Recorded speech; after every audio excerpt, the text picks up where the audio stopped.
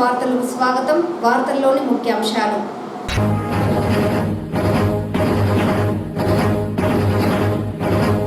జిల్లా వ్యాప్తంగా intermediate supplementary పరీక్షలకు సంబంధించిన అన్ని ఏర్పాట్లు పూర్తి చేశాం. జిల్లా రెవెన్యూ అధికారి పుల్లయ్య.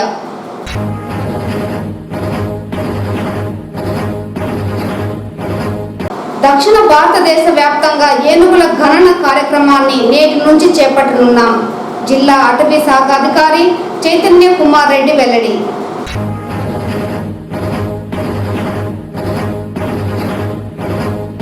ఆంధ్రప్రదేశ్ రాష్ట్రంలో ఆటవిక ప్రజాస్వామ్యం కొనసాగుతోంది. మీడియా సమావేశంలో టీడీపీ పార్టీ రాష్ట్ర అధికార ప్రతినిధి సురేంద్ర కుమార్ ఆగ్రహం. వార్తల్లోని వివరాలు. ఈ నెల 24 నుంచి జిల్లా వ్యాప్తంగా ఇంటర్మీడియట్ సప్లిమెంటరీ పరీక్షలకు సంబంధించి సంబంధిత అధికారులందరూ సమన్వయంతో కలిసి ఎటువంటి ఇబ్బందులు లేకుండా సజావుగా నిర్వహించాలని జిల్లా రెవెన్యూ అధికారి పుల్లయ్య అన్నారు. పరీక్షల నిర్వహణకు సంబంధించి వివిధ శాఖల అధికారులతో సమన్వయ సమావేశం డిఆర్ఓ ఛాంబర్లో నిర్వహించారు. ఈ సందర్భంగా డిఆర్ఓ మాట్లాడుతూ జిల్లా కలెక్టర్ ఆదేశాల మేరకు సమావేశం నిర్వహించడం జరుగుతోందని అన్నారు. ఇంటర్మీడియట్కు సంబంధించి ఉదయం 9 నుంచి 12 గంటల వరకు, తిరిగి మధ్యాహ్నం 2:30 నుంచి 5:30 వరకు పరీక్షలు నిర్వహించడం జరుగుతుందని, అదేవిధంగా 10వ తరగతి సప్లిమెంటరీ ఉదయం 9:30 నుంచి 12:30 వరకు నిర్వహించడం జరుగుతుందని అన్నారు. ఇంటర్మీడియట్కు సంబంధించి 31 కేంద్రాలలో పరీక్షలు నిర్వహించబడతాయని, మొదటి సంవత్సరానికి సంబంధించి 7,442 మంది, రెండవ సంవత్సరానికి సంబంధించి 2,577 మంది, మొత్తం 10,019 మంది పరీక్ష రాయనున్నారని తెలిపారు. జూన్ 1వ తేదీ వరకు పరీక్షలు నిర్వహించబడతాయని అన్నారు. అదేవిధంగా 10వ తరగతికి సంబంధించి 15 కేంద్రాలలో మొత్తం 2,059 మంది విద్యార్థులు పరీక్ష రాయనున్నారని, ఇందులో బాలురు 1,302, బాలికలు 757 మంది పరీక్ష వ్రాస్తారని తెలిపారు. పరీక్షల నిర్వహణకు రెవెన్యూ యంత్రాంగం 144 సెక్షన్ పరీక్షా కేంద్రాల వద్ద విధించడంతో పాటు ఆ ప్రాంతాలలో జిరాక్స్ కేంద్రాలు మూత వేయించేలా చర్యలు తీసుకోవాలన్నారు. అదేవిధంగా పోలీస్ శాఖ భద్రతా ఏర్పాట్లు కల్పించాలని, కట్టుదిట్టమైన భద్రతతో ప్రశ్నాపత్రాలను తరలించాలని అన్నారు. జిల్లా విద్యాశాఖ మరియు ఇంటర్మీడియట్ అధికారులు పరీక్షలకు కావలసిన సిబ్బందిని నియమించుకొని ఎటువంటి ఇబ్బందులు లేకుండా చూసుకోవాలని అన్నారు. గ్రామీణ ప్రాంతాల నుంచి పరీక్షల కోసం వచ్చే విద్యార్థుల కోసం బస్సులను ఏర్పాటు చేయాలని, అవసరమైతే కొంత సమయం ముందుగానే పరీక్షా కేంద్రానికి చేరేటట్లు చూడాలని అన్నారు. ఉదయం నుంచి సాయంత్రం వరకు పరీక్షల నిర్వహణ ఉన్నందున నిరంతర విద్యుత్ సౌకర్యం ఏర్పాటు చేయాలని అన్నారు. ప్రశ్నాపత్రాలను తరలించేందుకు పోస్టల్ డిపార్ట్మెంట్ తగిన ఏర్పాట్లు చేయాలని అన్నారు. ఎన్నికల కోడ్ అమలులో ఉన్నందున పోలీస్ సిబ్బంది వివిధ ప్రాంతాలలో విధులు నిర్వహిస్తుండడం జరుగుతోందని, అవసరమైనంత మేరకు పోలీస్ సేవలను ఉపయోగించుకోవాలని ఏఎస్పీ ఆరిఫుల్లా అన్నారు. ఇంటర్మీడియట్ మరియు 10th class SSC supplementary examinations గురించి ఏర్పాట్ల గురించి రెండు కూడా ఆల్మోస్ట్ మనకు ఒకే డేట్ నుంచి స్టార్ట్ అవుతుంది. కాబట్టి డిఫరెంట్ టైమింగ్స్లో కాబట్టి కలెక్టర్ గారి అనుమతి మేరకు ఇక్కడ కోఆర్డినేషన్ మీటింగ్ ఏర్పాటు చేసుకున్నాం. ఈ కోఆర్డినేషన్ మీటింగ్లో ఆల్ డిపార్ట్మెంట్స్, లైన్ డిపార్ట్మెంట్స్ ఎవరైతే ఉన్నారో వీళ్ళందరూ కూడా యూజువల్గా మెయిన్ ఎగ్జామినేషన్స్లో ఏ విధంగా అయితే అందరూ కూడా పార్టిసిపేట్ అయ్యారు ఆ ప్రకారంగా ఆల్ డిపార్ట్మెంట్స్ ఇన్వాల్వ్ కావాలి. మరి సప్లిమెంటరీ కదా చిన్న ఎగ్జామ్ అనేటువంటి తక్కువ సెంటర్స్, తక్కువ స్టూడెంట్స్ అటెండ్ అవుతున్నారు అనేటువంటిది కాకుండా దీన్ని ఏదైనా కూడా ఏ ఎగ్జామ్ అయినా కూడా మనం ఎగ్జామినేషన్ అనేది పరిగణిస్తుంది. అందరూ ఆల్ డిపార్ట్మెంట్స్ అందరూ కూడా మనం పనిచేయాల్సి ఉంటుంది. ముఖ్యంగా ఇందులో రెవెన్యూ డిపార్ట్మెంట్ నుంచి revenue department issue of promotion of approved orders 144 ఇచ్చారు. ఇక్కడ నుంచి మనం 144 మనం ఆర్డర్స్ ఎక్కడైతే ఎగ్జామినేషన్ సెంటర్స్ ఉన్నాయో ఆ అన్ని మండలాల్లో 144 సెక్షన్ మనం ప్రమోట్ చేస్తాము. ఆ తర్వాత అదేవిధంగా అక్కడ ఉన్నటువంటి జిరాక్స్ సెంటర్స్ ఏవైనా అలాంటి ఉంటే అవన్నీ కూడా క్లోజ్ చేయించడం ఒకటి. ఐడెంటిటీ ఇష్యూస్ రెవెన్యూ డిపార్ట్మెంట్ నుంచి మనం జిల్లాలో పంపించేసాం. నేటి నుండి దక్షిణ భారతదేశం వ్యాప్తంగా ఏనుగుల గణన కార్యక్రమాన్ని నిర్వహిస్తున్నట్లు జిల్లా అటవీ శాఖ అధికారి చైతన్య కుమార్ రెడ్డి వెల్లడించారు. ఈ సందర్భంగా ఏర్పాటు చేసిన మీడియా సమావేశంలో ఆయన మాట్లాడుతూ చిత్తూరు జిల్లా వ్యాప్తంగా 3 రోజుల పాటు సర్వే చేపడుతున్నామన్నారు. గతంలో నిర్వహించిన సర్వే ప్రకారం జిల్లాలో 100 వరకు ఏనుగులు ఉన్నట్లు గుర్తించామన్నారు. ఈ ఏడాది ప్రమాదాల బారిన పడి 6 ఏనుగులు చనిపోయిందన్నారు. సౌత్ ఇండియాలో ఏపీ, తమిళనాడు, కర్ణాటక, కేరళలో ఏకకాలంలో గజ గణన కార్యక్రమాన్ని నిర్వహిస్తున్నామన్నారు. తత్వం వాటికి ఎక్కువ ఉంటుంది కాబట్టి అవి కర్ణాటక నుంచి, తమిళనాడు నుంచి, ఆంధ్రాకి ఇట్లా మొత్తం అంతా వలస మైగ్రేట్ అవుతుంటాయి కాబట్టి ఒకే రోజు చేస్తే మనకు మంచి కరెక్ట్ డేటా వస్తుందని చెప్పేసి ఈ మొత్తము ఎక్సర్సైజ్ అంతా కూడా మనం చేస్తూ ఉన్నాము. సో ఇందులో భాగంగా చిత్తూరు జిల్లాలో దాదాపు 66 బ్లాక్స్, దాదాపు ఒక రేంజ్ మినహా మొత్తం 5 రేంజ్లు కూడా మనకి ఎలిఫెంట్ ప్రజెన్స్ ఉంది. అదేవిధంగా అన్నమయ్యలో 4 రేంజ్లు, తర్వాత తిరుపతిలో 3 రేంజ్లు, తర్వాత విజయనగరం పార్వతీపురం మన్యంలో 3 రేంజెస్. ఈ విధంగా మనము ఇదంతా చేస్తూ ఉన్నాము. సో వీటి నుంచి వచ్చిన డేటా అంతా కూడా మనకు ఎలిఫెంట్ మేనేజ్మెంట్కి, మన హ్యూమన్ యానిమల్ కాన్ఫ్లిక్ట్ మేనేజ్మెంట్కి చాలా ఉపయోగపడుతుంది. తర్వాత నెక్స్ట్ ఈ వైల్డ్ లైఫ్ ఎలా చేయాలి, మన కొనిన వైల్డ్ లైఫ్ సెన్స్ ఎలాగో ఉంది, దాని ఇంప్రూవ్మెంట్ ఎలా చేయాలని దానికి ఈ సెన్సెస్ అనేది చాలా ఉపయోగపడుతుంది. సో ఈ విధంగా మీడియా కూడా మంచి ఇంట్రెస్ట్కి వచ్చి ఎక్సైజ్ అంతా కవర్ చేస్తున్నందుకు ముఖ్యంగా ప్రింట్ మీడియాకి, తర్వాత ఎలక్ట్రానిక్ మీడియా అందరికీ కూడా నా ధన్యవాదాలు తెలియజేసుకుంటా ఉన్నాను. థ్యాంక్ యూ అండి. వచ్చేసేసి ముందు సంవత్సరం కూడా ఇదే సంవత్సరం చేసాం. మే 17 నుంచి 23 వరకు చేసాము. అంత ముందు సంవత్సరం కూడా చేసాము. ముఖ్యంగా మన జిల్లాలో వచ్చేసేసి దాదాపు ఇది సెన్సెస్ ఎస్టిమేషన్ కాబట్టి ఎగ్జాక్ట్ నెంబర్ మనకు తెలియదు, ఒక రేంజ్ ఇస్తారు. ఆ రేంజ్ ప్రకారం వచ్చేసేసి మనకు దాదాపు 90 నుంచి 110 వరకు ఓన్లీ మన చిత్తూరు జిల్లాలో ఉన్నట్టు మనకు వచ్చిన అంచనా. అదేవిధంగా తిరుపతి మరి అన్నమయ్య శేషాచలంలో వచ్చేసేసి దాదాపు ఒక 30 నుంచి 40 వరకు ఏనుగులు ఉన్నట్టు అంచనా. అదేవిధంగా పార్వతీపురంలో మాత్రం కరెక్ట్గా 7 ఏనుగుల లాస్ట్ టైం ఉన్నట్టు మనకు తెలిసింది. సో మొత్తం చూసుకున్నట్టయితే మన రాష్ట్రంలో దాదాపు 120 నుంచి 140 వరకు ఏనుగులు ఉండే ఆస్కారం ఉంది. ఏనుగు అంటే సంవత్సరం నుంచి సంవత్సరంన్నర వరకు అది దాని జెస్టేషన్ పీరియడ్ ఉంటుందండి, అంటే బాధ్యతగా ఉంటుంది. ఒకసారికి ఒక ఏనుగు పిల్లనే అది కంటుందన్నమాట. సో అందుకని చెప్పేసి మ్యాక్సిమం దాని ఫర్టిలిటీ రేట్ అనేది మనుషులకు ఫర్టిలిటీ రేట్కి ఇంచుమించు అంతే ఉంటుంది మనుషులకి సంబంధించినంత వరకు.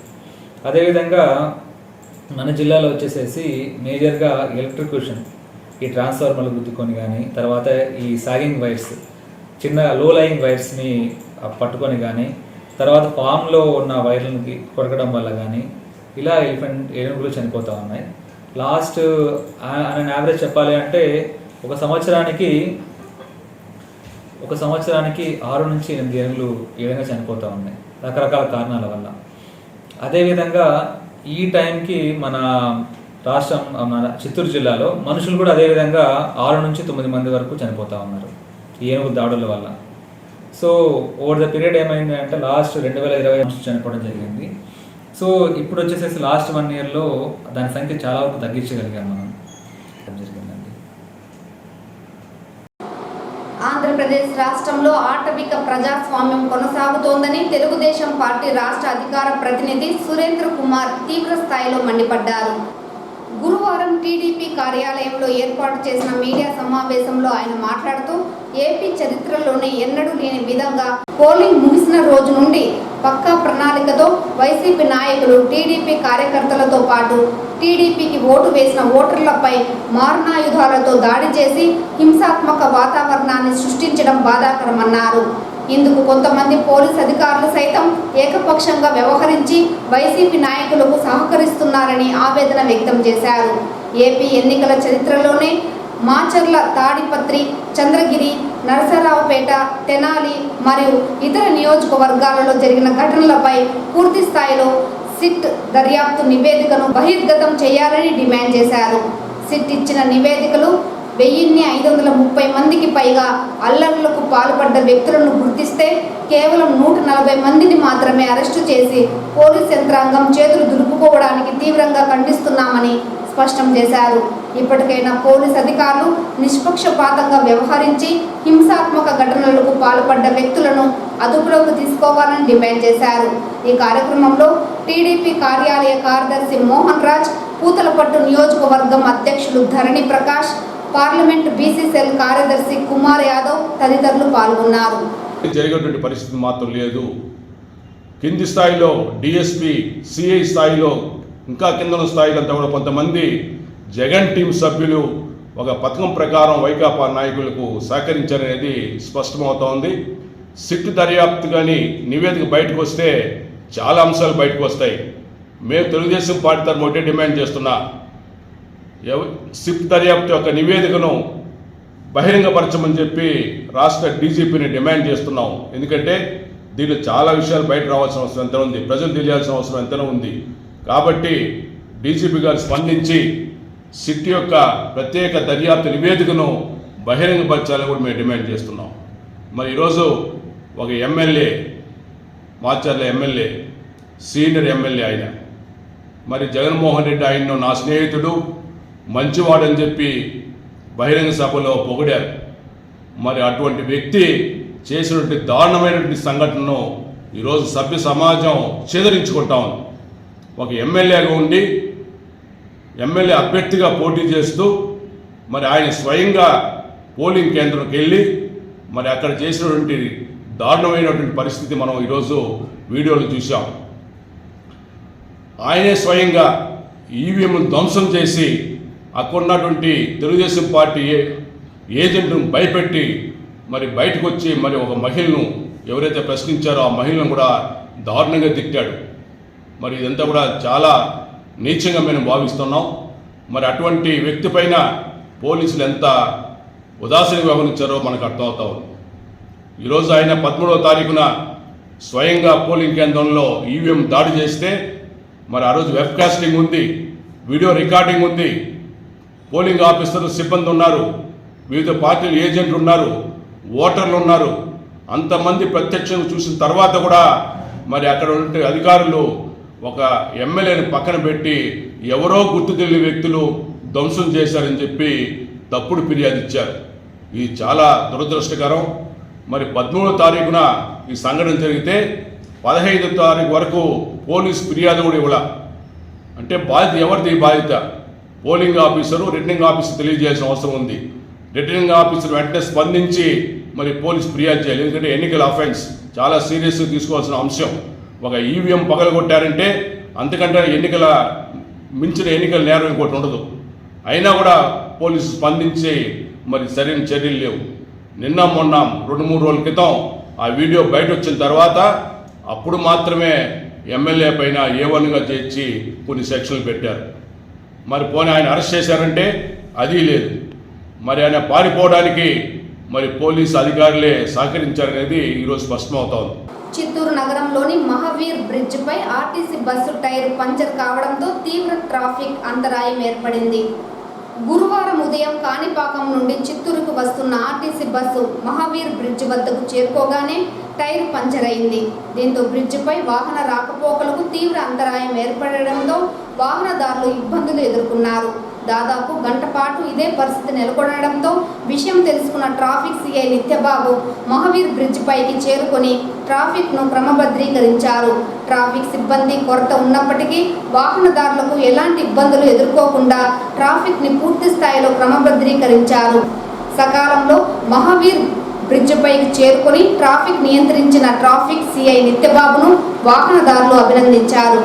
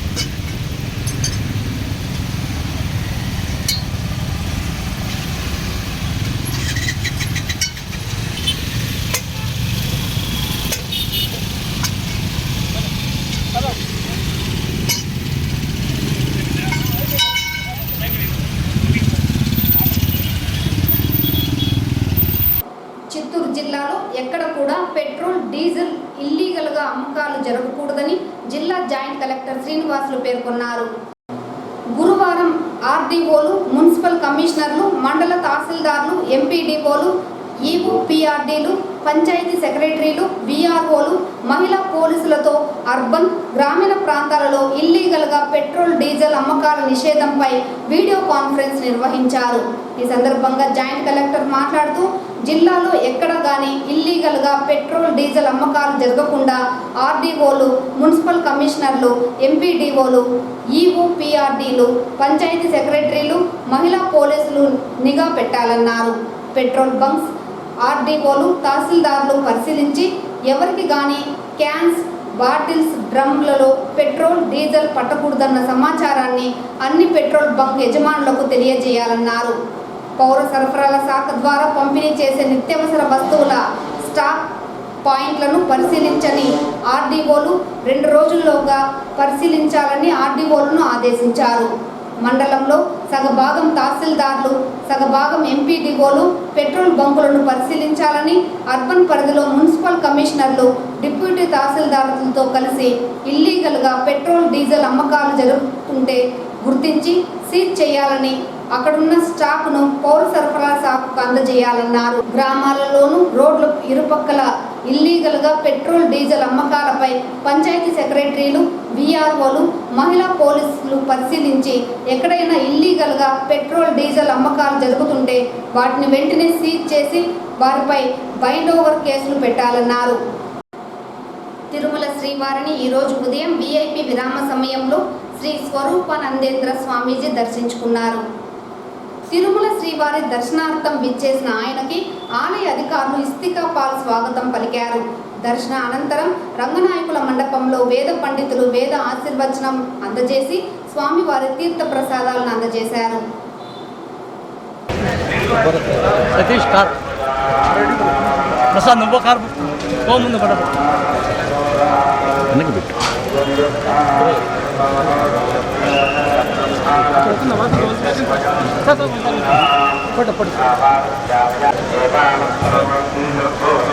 యాత్రికులు వచ్చారంటే ఇబ్బంది